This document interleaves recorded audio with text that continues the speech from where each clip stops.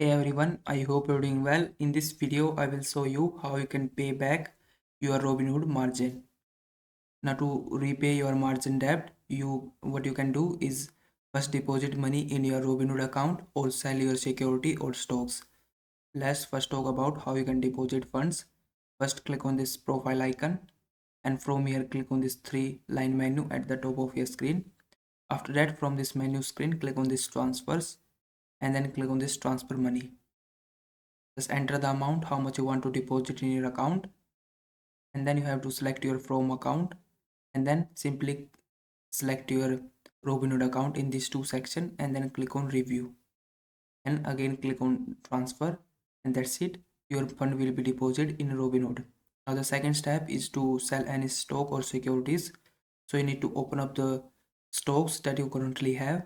So I have these stocks, so I will open up any of these stocks, and then you have to click on this trade button, and from this menu click on sell and enter the numbers of share you want to sell and then click on review.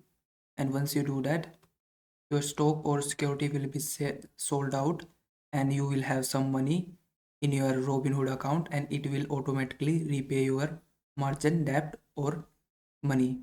So I hope this video was helpful. Please like this video and subscribe to my channel.